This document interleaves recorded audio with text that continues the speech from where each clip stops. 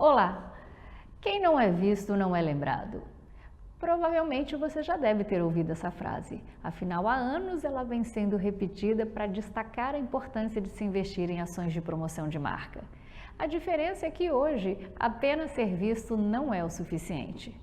Para um crescimento sustentável, a empresa deve se fazer reconhecida ao mesmo tempo em que fideliza os clientes.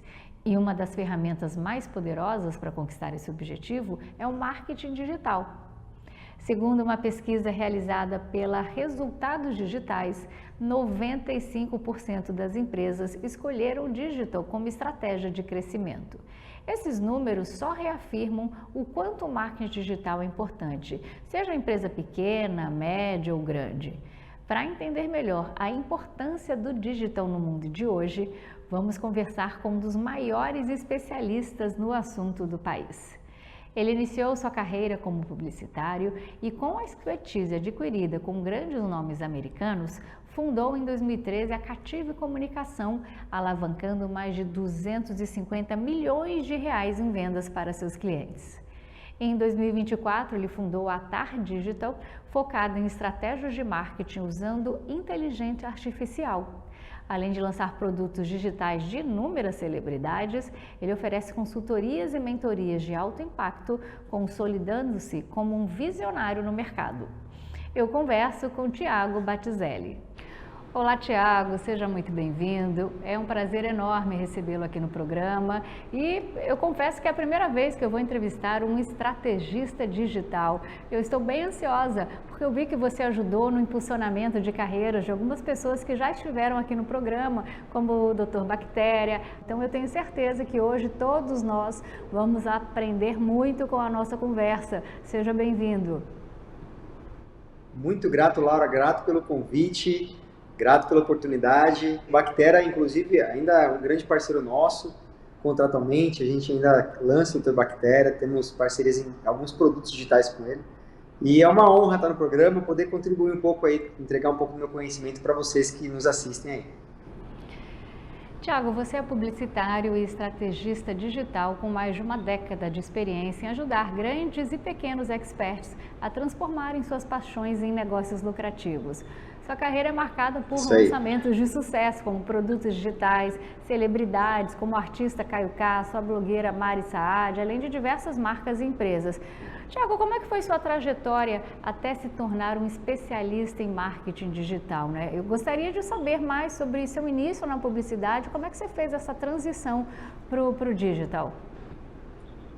Legal, boa pergunta, Laura. Olha, foi uma história de desafios. Eu fundei uma agência que eu vendi minha participação no início desse ano, em 2013, a Cative, eu vendi essa empresa. Só que quando eu fundei a Cative, ela era uma agência que a gente chama no mercado de full service, né?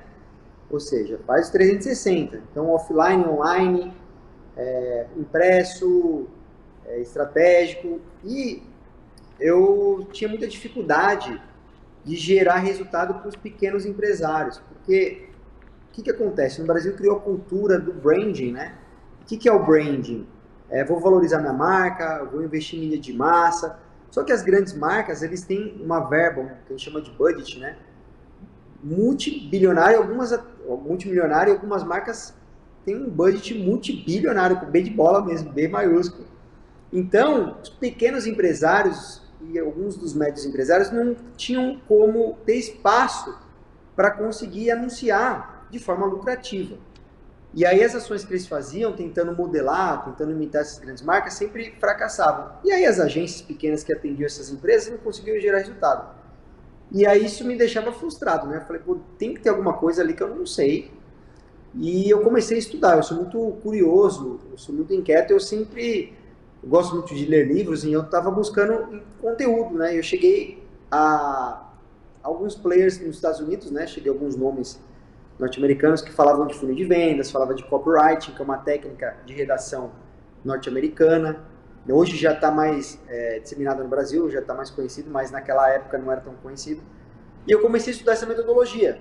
E eu comecei a testar em alguns dos clientes que eu já atendia. E aí comecei a gerar resultado para esses clientes, que é o que eles queriam, vendas.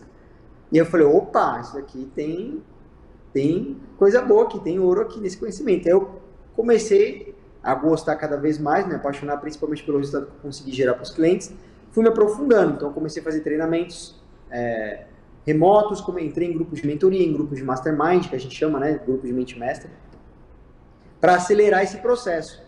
E aí eu virei a chave em 2016, assim, pro digital, e 2017 foi um ano que eu entrei em contato com a Cris, né, num grupo que eu fazia parte, e a gente fez o lançamento da Cris Arcangeli, depois lancei, como você citou, né, Laura, lancei a Mari Saad, lancei o ator Caio Castro, lancei o pastor Samuel Procópio, lancei o Dr. Bactéria, Drew Banks, uns grandes players, influencers aí hoje bem famosos, né, mas que me procuraram nessa parceria para poder cuidar da parte estratégica do lançamento do curso e da mentoria deles. E aí eu comecei ganhando autoridade após lançar esses players, mas essa é a menor fatia, né? A grande parte do meu trabalho está voltado para empresas mesmo, empresas B2B, B2C que querem um marketing de resultado, de fato querem vender, não só fazer marketing para reconhecimento de marca, mas de fato gerar resultado no final do mês. ROI que a gente fala, né? Pô, Thiago, eu investi aqui R$10.000 e me voltou 450 mil a mais em vendas. Então, no final do mês, o que o empresário quer é ROI. Pegando um pouquinho esse gancho na sua resposta, Thiago, aqui eu sou diretora executiva de um grupo de comunicação, né, rádio, TV, e aí nós sempre recebemos pedidos e oportunidades e propostas de novos programas. O problema é que, como gestor, a gente sempre tem que pensar em como monetizar o projeto, né, com o seu royalty. Então, muitas vezes a ideia é boa, mas ela é difícil de ser monetizada, seja pelo alto custo de produção, um programa muito nichado, que é difícil conseguir patrocinadores. Em se tratando do digital, como saber se aqui em nosso território nacional, onde esse mercado é relativamente novo, se você está ou não diante de uma boa ideia que ela pode ser lapidada para ser transformada em dinheiro? Olha, legal. A gente tem uma metodologia, Laura, que a gente, para poder validar um produto, né? Porque o ideal é para o campo de batalha, você realmente validar se aquele produto tem demanda ou se dá para criar uma demanda para aquele produto, caso não tenha. Então a gente, assim como o pessoal do ramo imobiliário, eles vendem o apartamento na planta antes de construir o empreendimento, antes de construir o imóvel, o prédio, é possível você vender a sua ideia na planta antes de você pôr muita grana para criar o produto.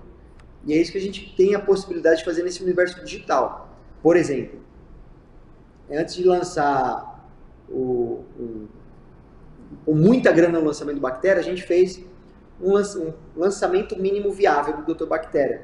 Vamos lançar um curso, que foi blindagem doméstica, para a gente ver se a audiência do Dr. Bactéria realmente vai comprar. Porque uma coisa é fazer uma pesquisa com audiência e eles falarem que vão comprar. Outra coisa é eles de fato passar o cartão e comprar. Tem uma distância muito grande. Então, quando a gente faz esse lançamento que é o mínimo viável, a gente chama de semente para validar se aquele produto tem de fato demanda, a gente consegue ser mais assertivo no investimento. Então, pô, legal, fiz um lançamento mínimo viável, uma campanha mínimo viável, investimos lá X mil reais, voltou 5X. Pô, legal. Então, teve demanda, a audiência gostou do produto. A gente colhe feedback dos alunos, colhe depoimentos, faz uma melhoria no próprio produto com base nesses feedbacks e aí a gente escala aos poucos. Então, no próximo lançamento eu vou lá, pô, investi 10 mil, agora vamos investir 35, 55. Vamos depois para o terceiro. E aí a gente vai escalando o investimento e assim, consequentemente, escalando o faturamento. A gente valida esses produtos realmente antes de pôr toda a energia e investimento financeiro naquele produto, antes, né, de fato, validando para ver se tem demanda existente. Muito bom, porque muitas vezes a gente tem esse problema, né, Thiago? O pessoal fala, não, eu vou patrocinar, eu vou comprar, e na hora do vamos ver, o tiro sai pela culatra, né? Sai de fininho. Então é importante ir soltando as pílulas aos poucos até realmente a pessoa comprar a ideia 100%. Bom, Thiago, eu confesso É isso aí, que eu não sou muito ligada no mundo instagramável. Eu não conheço muitos influencers ou muitos blogueiros. Bom, e de repente, muitas vezes um amigo pergunta, você conhece tal pessoa? Eu falo, não, mas tem milhões de seguidores. E aí eu descubro quem é. Bom, o fato é que muitos anônimos, eles ficaram não só famosos no mercado digital, como também ricos. E aí eu pergunto, Thiago, dá para ficar rico com o marketing digital ou essas pessoas são exceção? Boa, eu gostei da pergunta. Sem dúvida, viu, Laura? Sem dúvida. Assim, o que inclusive, é um dos discursos que eu tenho. O principal discurso meu é esse. Hoje, qualquer pessoa consegue monetizar através do Instagram ou do TikTok ou de qualquer rede social. O Instagram hoje é a que tem maior entrega, né? Mas amanhã pode ser outro canal. Agora, é possível. Por quê? Porque você consegue ajudar pessoas que querem chegar onde você já está. E você consegue aprender com pessoas que estão onde você quer chegar. Então, a troca de informação, hoje, ela é um meio de você monetizar, de você vender informação. Por isso que lançamos o Pulo da Gata com a Cris Arcanjo, por isso que nós lançamos o Blindagem Doméstica com Bactéria, Segredos da Atuação com o Caio Castro, que é uma maneira de ajudar pessoas, por exemplo. O Caio Castro tem uma fatia da audiência dele que gostaria de aprender atuação com o Caio Castro, o modelo dele de criação de personagem, de desconstrução pessoal, sistema laboratorial. E o Caio empacotou e vendeu isso. Bactéria tem o conhecimento dele, ele pode empacotar e vender, que foi o que nós fizemos. Todos nós temos alguma habilidade que tem pessoas que gostariam de aprender. Às vezes as pessoas deixam de ir para o digital e não oferecem, talvez por uma questão de autoestima, tal, mas com certeza todos nós temos alguma informação que outra pessoa pagaria para ter acesso àquela informação. E aí a internet é um oceano azul. Agora o que vem acontecendo, Laura, assim, se a gente falar de 2017, né, era mais fácil você ficar rico com marketing digital porque eram poucos players. Cada vez mais tem entrado grandes profissionais no mercado. Então hoje você vê neurocirurgiões, grandes psiquiatras renomados, grandes advogados.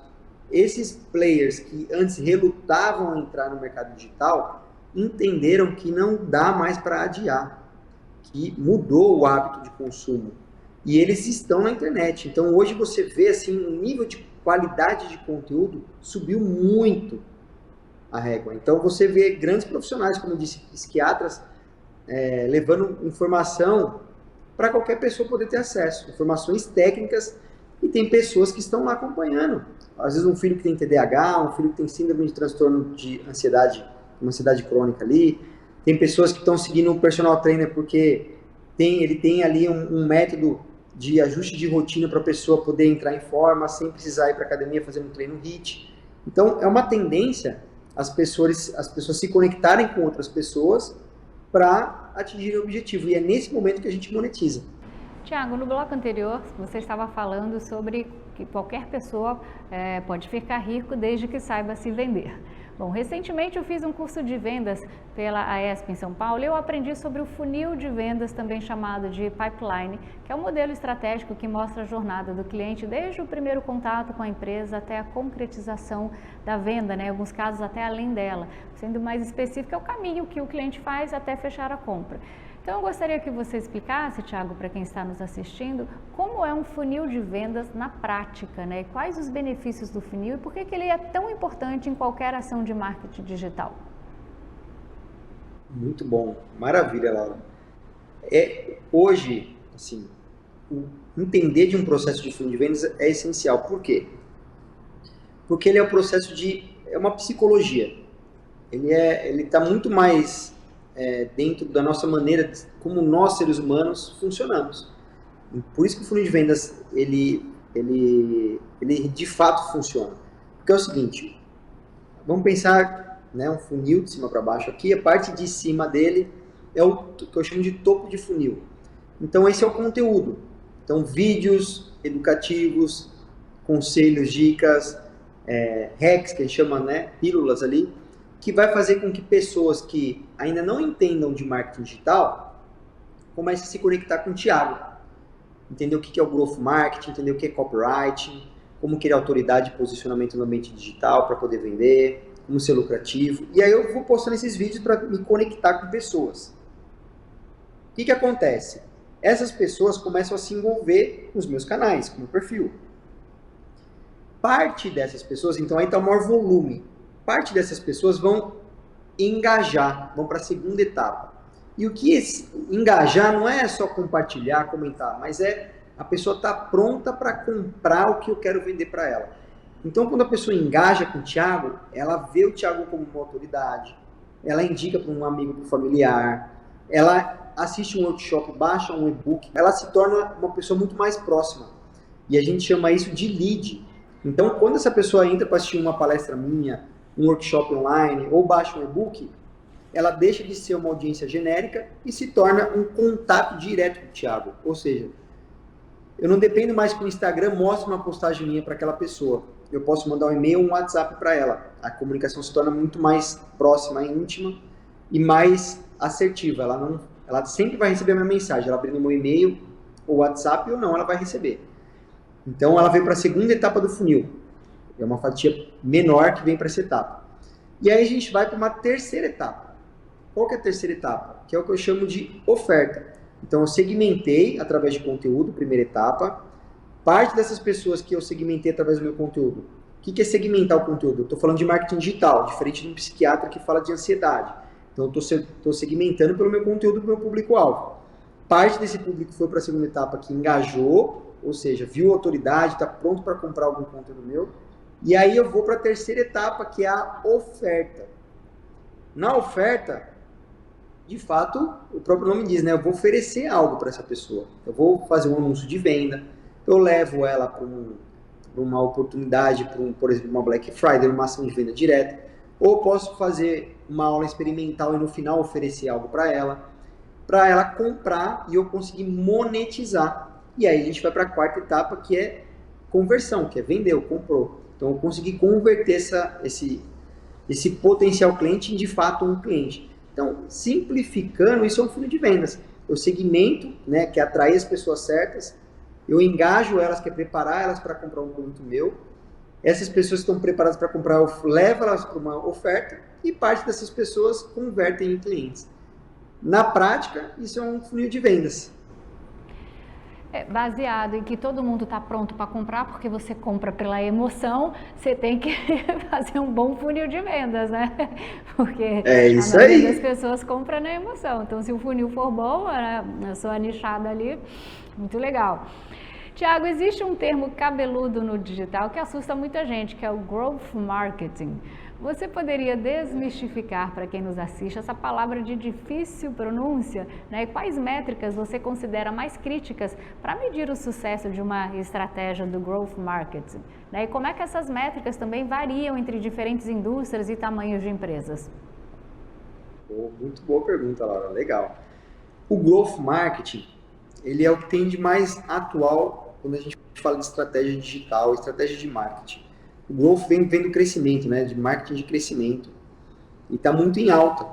Por que está em alta? Porque o growth, o core, a essência dele, são os dados. Então, hoje você vai numa farmácia comprar um produto, eles pedem seu CPF. O que a farmácia vai fazer? Eles estão mapeando o que a Laura, o Thiago, o que as outras pessoas estão comprando para facilitar eles depois fazerem uma oferta mais assertiva e converter você. Então, os dados hoje é o novo petróleo. Os dados têm um valor que as pessoas não têm ideia. Por isso que as pessoas querem tanto nossos dados. Por isso que hoje as empresas estão minerando dados. E o que é o Growth Marketing? O Growth Marketing, ele faz os frutos dos dados. Então, ao invés de eu ficar trabalhando no marketing, vou fazer uma pesquisa quantitativa, qualitativa de mercado, o que eu acho que a minha audiência quer. Não, os dados, ele traz uma assertividade muito maior. Por isso que o Growth Marketing é tão poderoso.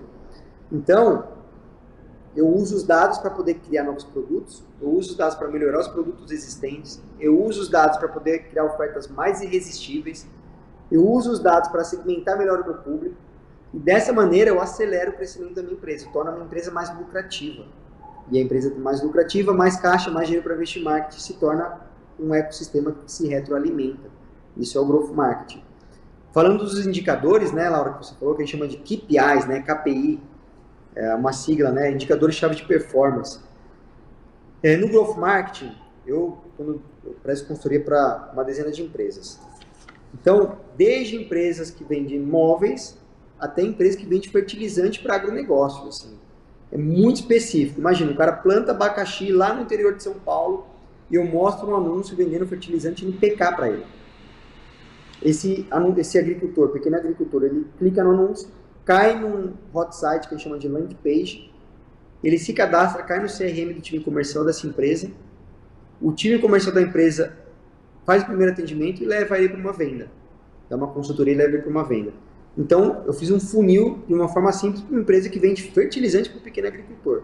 E aí, quais são os indicadores que eu olho, tanto para uma loja de imóveis, como para essa empresa que vende fertilizante, um escritório de advocacia que está vendendo consultoria ou serviços para outras empresas B2B.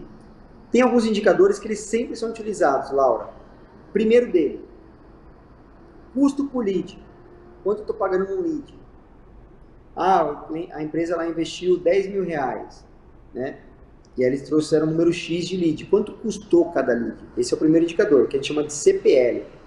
Tem um outro indicador muito importante, que é o lead por venda. Então, quantos leads eu precisei para fazer cada venda? Então, o CPL, primeiro que eu falei, que é o custo por lead, é uma meta do time de marketing.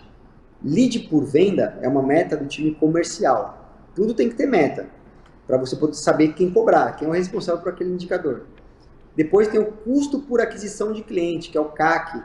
Então, baseado em quanto custou cada lead. Vamos supor que cada lead custou 10 reais. E o LPV, que é a performance do time comercial, foi de 10 também. Cada 10 leads eles fizeram uma venda. Logo, nós temos um CAC, que é um custo por aquisição de novos clientes, de 100 reais. Então, cada 100 reais que aquela empresa investe, ela faz uma venda.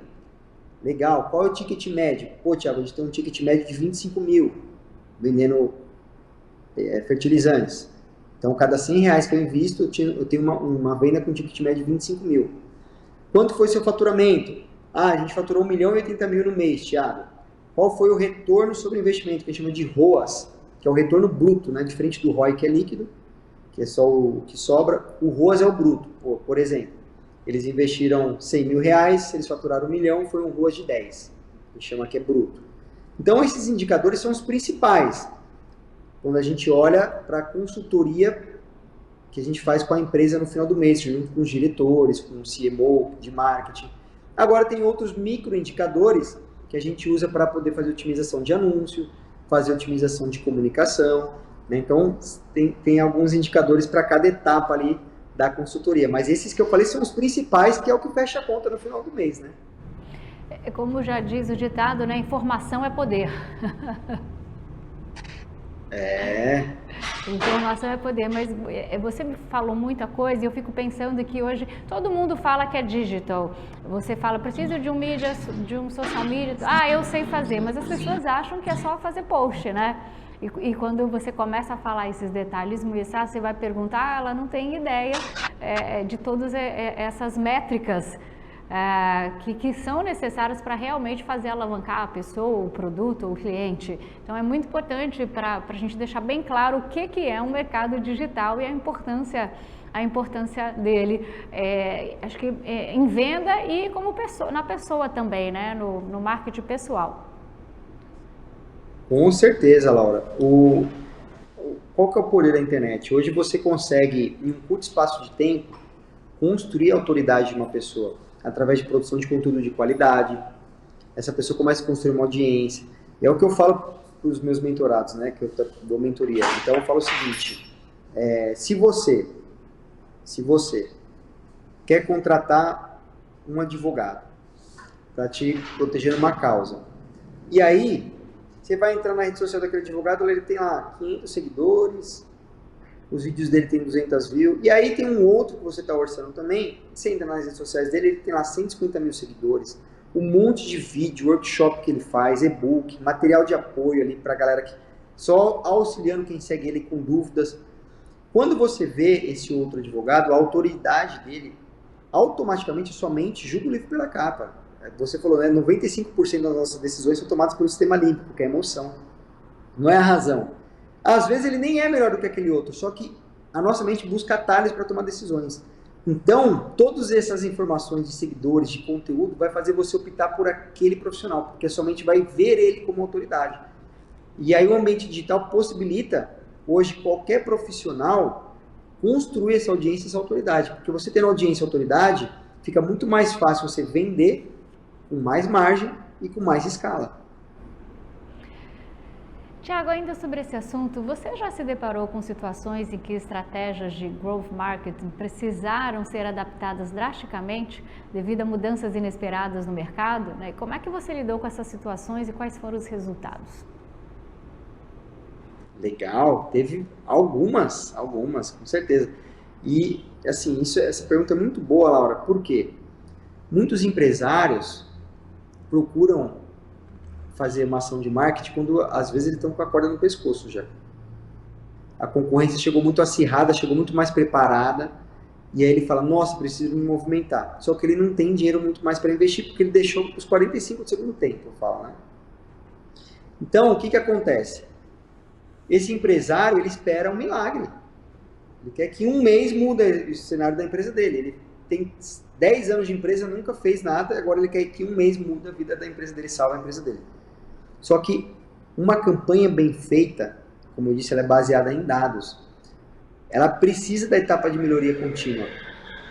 É claro que tem situações que já aconteceu, no primeiro mês de campanha, o cliente tem um resultado estratosférico. Mas são exceções.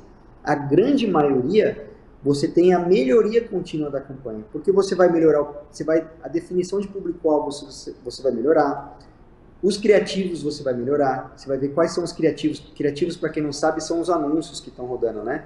Qual é o tipo de anúncio que mais está convertendo? Então, eu vou começar a fazer otimizações. Quais são a segmentação dos públicos que a gente vai fazer lá na campanha, seja no Meta ou no Google? Qual é o tipo de público que mais está convertendo? E aí eu vou otimizar a verba para aquele público. Isso faz parte da campanha. Então, a campanha ela acontece de médio a longo prazo, mesmo no digital. Não existe mágica. Então, teve alguns clientes, por exemplo, eu fiz uma campanha para uma incorporadora, uma consultora incorporadora. E aí o que aconteceu? Eles investiram um valor bem considerável. Primeira semana eles receberam um valor, mais de 1.000 leads, assim, um contato bem grande de contato, de pessoas interessadas em comprar, eram casas, né? Que ainda estava na planta. Só que o time comercial daquela incorporadora não estava preparado para atender os leads. Realmente, a gente fez muito cliente oculto. A minha equipe fez cliente oculto para poder ver a qualidade do atendimento dos corretores. E eles não tinham preparação para atender os leads, porque eles nunca tinham trabalhado com lead. Só que o discurso do empresário que estava à frente daquela incorporadora falou que eles sabiam atender, que eles iam dar conta. E aí o que eu fiz? Eu tive que documentar, fazer um monte de cliente oculto, preparar um relatório, marcar uma reunião com o cliente e mostrar, falar, olha o que está acontecendo, o time comercial está descartando lead. Tem lead que está esperando resposta há uma semana e não teve resposta, e poderia ser uma casa vendida. E aí entra um trabalho de fazer uma reciclagem do time comercial, ele vê quem tem realmente condições de ser reciclado e manter, trazer novos vendedores já com experiência para poder atender os leads, e a gente definir indicadores de performance do time comercial para poder ver quem fica no próximo mês e se traz novos vendedores. E realmente demorou quase 4 meses para que aquela campanha começasse a performar. Mas o empresário entendeu onde estava o gargalo. Então, você vê que o nosso trabalho, ele não fica só no marketing, ele tem que ter uma consultoria junto com a empresa para ver se o time comercial tem, de fato, as skills, né, que a gente fala, as habilidades para poder fechar a venda no final do funil, né? Isso aconteceu não só com essa incorporadora, mas também com a empresa de agronegócio. A gente teve que dar um treinamento para cada gerente de loja, porque eles também estavam perdendo vendas. E aí entra um monte de ajuste de campanha, não só do time de marketing nosso, mas do time comercial do cliente também. É bem mais complexo, né? Tiago, em ano eleitoral é praticamente impossível fugir de alguma propaganda política. Se antes o foco do investimento era em TV, em rádio, desde as eleições de 2018, a gente pode observar uma certa mudança no cenário com o marketing digital ganhando força, né? Cada vez mais força. Segundo dados apontados pelo The News, no primeiro turno das eleições de 2022, foram investidos quase 400 milhões, né, de reais em propaganda eleitoral para rádio e TV, e esse número é 15% menor que em 2018. Já no impulsionamento de campanhas online, segundo dados divulgados pelo próprio TSE, os candidatos gastaram cerca de 196 milhões de reais, ou seja, quase o dobro do investimento de 2018. Como é que você, Tiago, especialista no assunto, vê o marketing digital nessas eleições de 2024? Legal, Lara. Só pergunta boa. Olha, a tendência é cada vez mais a verba ser direcionada para o digital. Por quê? Porque o CAC, que é um dos indicadores que nós falamos lá atrás, na internet, que é o custo por aquisição de cliente, na política a gente pode chamar de custo por aquisição de eleitor, de voto. Ele é muito mais baixo do que uma mídia de massa. E você consegue ter uma ultra segmentação. Você consegue segmentar muito mais, ter uma assertividade maior. Então a tendência para o candidato que é mais inteligente, que ele olha para os dados realmente, para o investimento que ele está fazendo, ele percebe que no digital ele tem um impacto muito maior e muito mais assertivo. Então a tendência é a verba começar cada vez mais a migrar para o digital. Não tem como voltar mais. Por quê? É onde a atenção das pessoas está. A pessoa passa muito mais tempo nas redes sociais do que na TV. Claro, ano de campanha eleitoral, a pessoa vai chegar em casa, vai assistir um debate. Só que quanto tempo vai ficar? 1 hora assistindo um debate? E o resto do dia, onde que a pessoa está? Está nas redes sociais. Celular. Então, onde a atenção da pessoa está é que o dinheiro migra.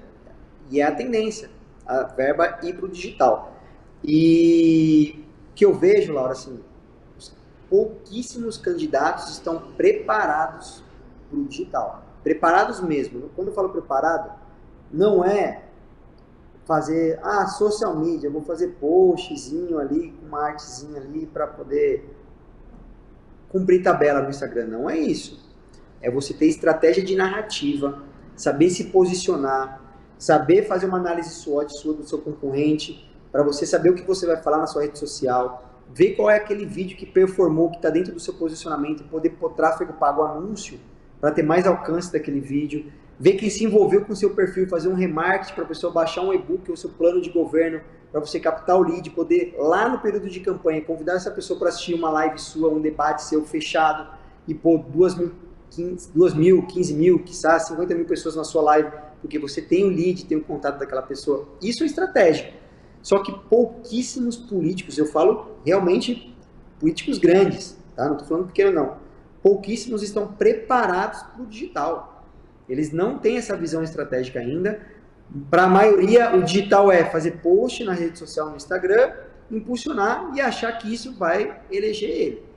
E o digital é muito mais estratégico do que isso. É de fato você estruturar um funil, buscar apoiadores de campanha para aumentar a sua autoridade, o seu posicionamento e convencer os novos a votar em você. Isso é o estratégico para a política. Ainda sobre eleições, né? No mundo cada vez mais conectado, o marketing digital para políticos tem se tornado uma ferramenta crucial para as campanhas eleitorais.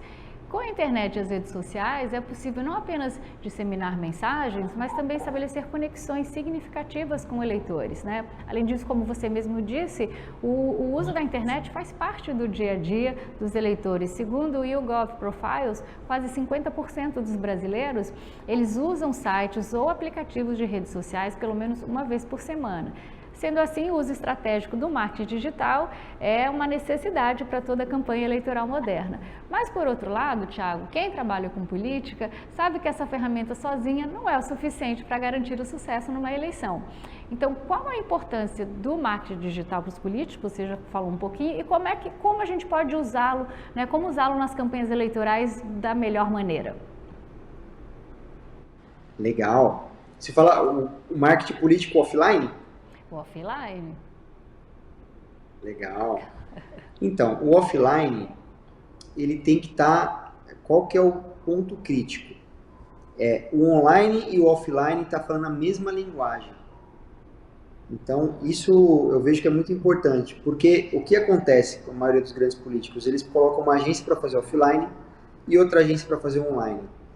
E a comunicação não tem congruência. E você não pode subestimar a população, as pessoas são inteligentes.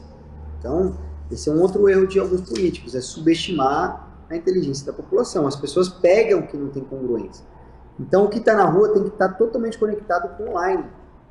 Então, a pessoa coloca um hashtag lá, que é uma narrativa de campanha, que é o alto-falante da campanha, mas aí no offline está um outro discurso. O que pode acontecer? Que se você criar ruído, você perde força, porque as pessoas não identificam, pode não identificar que é a mesma pessoa.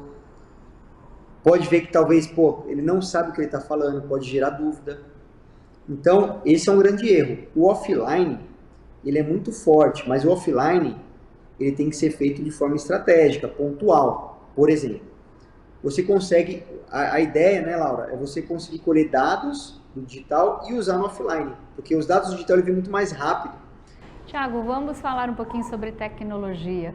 Como é que você equilibra a automação com a necessidade de personalização nas campanhas de digital? Na sua opinião, qual a importância de manter aquele toque humano nesse mundo cada vez mais automatizado? Legal. A automação ela é muito importante para a gente poder ganhar escala, né? Então, por exemplo, eu posso ter hoje 1.000 pessoas baixando meu e-book em um dia. Posso ter 10.000 pessoas baixando um e-book em um dia. Essa é a importância da automação. Porém, a automação ela não substitui a humanização. Então as pessoas vão querer baixar meu e-book porque o Thiago está ali diariamente fazendo lives, porque o Thiago está ali diariamente postando conteúdo, porque o Thiago está ali entendendo as dores e os desejos da minha audiência e falando o que eles precisam, dando direcionamento que eles querem ouvir. Então a automação ela vem só como uma ferramenta para ajudar o Thiago a ganhar escala. Agora a personalização ela é muito importante, porque é você entendendo as dores e os desejos da sua audiência, do seu público-alvo, que você consegue entregar uma solução. E para entregar a solução, a automação é uma ferramenta de escala. Né? Elas têm que andar paralelo, né, Laura? Elas têm que andar em conjunto. A automação ela não vai substituir o ser humano, porque um ser humano ele se conecta com outro ser humano. Por isso que a gente vê cada vez mais marcas usando pessoas para representá-las. Marcas que não tem uma pessoa estão criando mascote, como o Magalu. Então você vê, como disse o próprio CEO da CIMED, né? Ele está aparecendo cada vez mais, mostrando a cara dele, porque ele percebeu que isso aumentou a margem de lucro da empresa dele. Facilitou ele vender mais, porque as pessoas se conectam com ele. Fez diferença na hora da pessoa ir comprar um remédio genérico, porque a CIMED vende remédio genérico. Ele entendeu que isso daí era um fator de peso na hora da pessoa decidir qual genérico ela vai comprar. E comprar o CIMED. Então, a humanização ela é muito importante, mesmo em um período de inteligência artificial. Na sua visão, Tiago, como o marketing digital pode contribuir para causas sociais? Você já trabalhou em campanhas que visavam promover mudanças desse tipo e quais foram os resultados? Legal, já. Olha, tem um projeto que assim, eu fiquei muito feliz de poder participar, eu me emocionei muito nesse projeto, que é da Cúria Marina. Marina era uma criança, ela tinha menos de 2 anos de idade, ela tinha AME do tipo mais grave, né, que é uma atrofia medular espinhal. E ela tinha que tomar o medicamento mais caro do mundo. Virou repercussão nacional esse caso. E a Marina, ela tinha poucos meses para conseguir a Zolgensma, que é o medicamento mais caro do mundo, né? E a gente fez uma campanha social para ajudar ela a conseguir arrecadar o valor que na época era 9 milhões de reais a medicação. E ela tinha 1.800.000 arrecadado. E tinha poucos meses para bater os 9 milhões. E aí a gente montou, eu fui até o apartamento deles, gravei uma entrevista com os pais, com a Marina. Eu entrevistei, filmamos, fizemos um vídeo, criamos um hot site. E aí, na época, a gente podia fazer isso, né? A gente colocou o botão que levava direto para a vaquinha. E foi uma entrevista bem, assim, o que eu pedi para os pais, né, da Marina, que são pessoas incríveis. Eu falei, a única coisa que eu peço é que vocês sejam extremamente vocês. Sinceros, naturais, e eles choraram, a entrevista foi bem, bem forte, sim. E a gente, olha que interessante, foi um ano de pandemia, 2020, e aí, o que aconteceu? Estourou o lockdown, as pessoas pararam de doar dinheiro, ficou mais difícil, já tinham batido 4 milhões de arrecadação, pararam de doar dinheiro, o dólar subiu, a medicação que custava 9 milhões foi para 12, e aí bateu aquele desespero. A mãe, claro, a mãe da Marina é uma mulher assim, ela parece uma leoa, então o trabalho dela foi mais incrível que qualquer coisa. Mas a gente conseguiu arrecadar os 12 milhões, Laura. E aí acabou muitos famosos sendo impactados pela campanha, entrando em contato com a mãe dela e auxiliando na campanha. Pessoas doaram. Eu ouvi falar até que o Ronaldo Fenômeno doou uma boa grana também. Ninguém sabe, né? Tô falando agora aqui, né? Tô entregando. Mas assim, muitos famosos doaram e ajudaram ela. E ela conseguiu a doação. Ela conseguiu fazer contato na época com o presidente Bolsonaro. Ela foi até Brasília e ele isentou essa medicação de impostos para derrubar esse preço da medicação. E a mãe dela foi a principal agente de ir lá no Senado, lá, articuladora, e conseguiu reduzir, não tem mais impostos. Esse foi um trabalho que eu fiz social muito legal, que eu fiquei muito feliz de participar. Salvamos, ela sobreviveu, porque se ela não tomasse a medicação, ela não sobreviveria. Então, assim, é bem grave a doença. E fiquei muito feliz de participar. Mas também fiz outros trabalhos sociais, com fundação, aqui que é a Fundação Paulistana de São Paulo, na parte de educação. Então, assim, o marketing digital, ele te dá a possibilidade de você se conectar pessoas com pessoas. E a melhor maneira de você ajudar o próximo é conectando as pessoas, levando solução para essas pessoas. E hoje a gente tem internet para acelerar isso. Hoje eu posso postar um vídeo aqui, uma pessoa lá no Acre assistir um vídeo do Thiago, entrar para uma mentoria minha e colocar aquela mentoria para vender e ele criar uma nova fonte de renda para a família dele. Então, isso é uma coisa que vale mais para mim, dentro dos meus valores, vale mais do que o próprio dinheiro da venda da mentoria. É uma coisa que eu vejo como um divisor de águas para quem vive esse momento hoje da internet, né? Tiago, pegando um pouquinho o seu gancho, como a gente saber, quando a gente quer doar, né, a importância da internet é você, como você mesmo disse, fazer conexões do Iapoque ao Chuí. Só que muitas vezes, você sabe, a internet também é um pouco perigosa quando você, para compras, para doação, tem alguma maneira da gente saber a pessoa, a índole, né? O que realmente é verdadeiro, porque agora recentemente nós tivemos um caso que era de fato, a criança precisava, mas o pai não deu valor, né? Queria usar o dinheiro para outras coisas. Como a gente selecionar o joio do trigo? Legal. O que eu vejo assim, numa situação dessa, né, que o próprio pai não sabia dessa informação, mas você vê, o próprio pai usar o dinheiro, vem para auxiliar o filho, para benefício próprio, é uma coisa assim que, infelizmente, não tem como a gente saber, né? Isso foge do nosso controle, porque vai da índole da pessoa, mas saber se aquela pessoa realmente tem um problema, e se aquilo é real, é você investigar o histórico mesmo, né? Ver pessoas que já doaram. Hoje você tem a possibilidade de investigar, né, na internet, ver quem já fez doação, perguntar, sair caçando pessoas que já estão doando, quem conhece, quem mora próximo. Poder realmente se calçar de informações que te dê uma segurança para fazer uma doação. Pô, no caso de comprar um produto de alguém, um infoproduto, e ver o histórico daquele profissional, ver se de fato aquele profissional é um bom professor, é um bom mentor, se aquilo é realmente verdade. Então a internet, da mesma maneira que ela tem o lado positivo de ajudar pessoas a prosperarem, ajudar pessoas a se conectarem com outros, tem também os aproveitadores, que a gente tem que estar muito ligado. Então eu já passei por situações assim complicadas, eu mesmo, né? Você vê, por mais que a gente tenha experiência no digital, está sujeito a gente cair em armadilhas, né? Então tem que ficar muito ligado, porque é incrível, assim, esse pessoal tem uma inteligência para dar golpe que não é brincadeira, não. Se usasse para o bem, né? Eu falo assim, se o pessoal usasse a inteligência para o bem, o mundo ia estar bem melhor. Mas, vamos falar de futuro, Thiago. Como é que você enxerga a evolução do marketing digital nos próximos 5 anos? E quais tecnologias emergentes você acredita que terão maior impacto, né? Como é que as empresas podem se preparar para essas mudanças? Legal, Laura, boa pergunta.